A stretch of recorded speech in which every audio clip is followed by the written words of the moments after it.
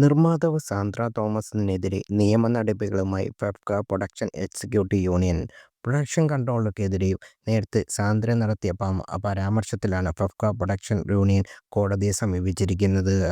50 ലക്ഷം രൂപ നഷ്ടപരിഹാരം ആവശ്യപ്പെട്ടുകൊണ്ടാണ് എറണാകുളം സബ് കോടതിയിൽ സംഘടന മാനനഷ്ട കേസ് ഫയൽ ചെയ്തിരിക്കുന്നത്.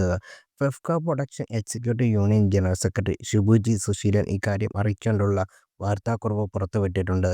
2 മാസം മുമ്പ് ഒരു യൂട്യൂബ് ചാനൽ നൽകിയ അഭിമുഖത്തിൽ സിനിമയെ പ്രൊഡക്ഷൻ കൺട്രോളർമാർക്കെതിരെ സാന്ദ്ര തോമസ് സംസാരിച്ചത്. മലയാള സിനിമയിലെ പ്രൊഡക്ഷൻ കൺട്രോളർമാർ പലരും കട്ടെടുത്തവരാണെന്നും അവരുടെ ആവശ്യം സിനിമയിലേക്കല്ലെന്നും പറഞ്ഞു. പ്രൊഡക്ഷൻ കൺട്രോളർമാർ എന്ന തസ്തിക ഇനി മലയാള സിനിമയിൽ ആവശ്യമില്ല. നിലവിലുള്ള യഥാർത്ഥത്തിൽ ആർട്ടിസ്റ്റ് മാനേജേഴ്സാണ്. അവരുടെ പേര് അങ്ങനെ മാറ്റേണ്ടതാണ്. കാരണം അവർ പ്രൊഡക്ഷൻ കൺട്രോളിംഗ് അല്ല ചെയ്യുന്നത്. മാത്രമല്ല അവർക്ക് അതിനെക്കുറിച്ച് അറിവുമില്ല. ഇനി ഇതിൻ്റെ പേരിൽ പ്രൊഡക്ഷൻ കൺട്രോളർമാർ എന്നെ പഞ്ഞിക്കെടുക്കാൻ വന്നാലും യാഥാർത്ഥ്യം ഇതാണ്. എൻ്റെ പടത്തിലുണ്ടായിരുന്ന പ്രൊഡക്ഷൻ കൺട്രോളർ പലരും ഇന്ന് പൈസക്കാരാണ്.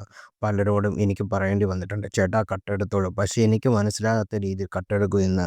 കട്ടെടുക്കുന്നത് അറിഞ്ഞാൽ നമ്മൾ ചോദിക്കുമല്ലോ, ഇനി പ്രൊഡക്ഷൻ കൺട്രോളർമാരെ ഒഴിവാക്കണമെങ്കിലോ? അതും നടക്കില്ല. അതിനുള്ള സ്വാതന്ത്ര്യം ഇവിടെ നിർമ്മാതാക്കൾക്കില്ല.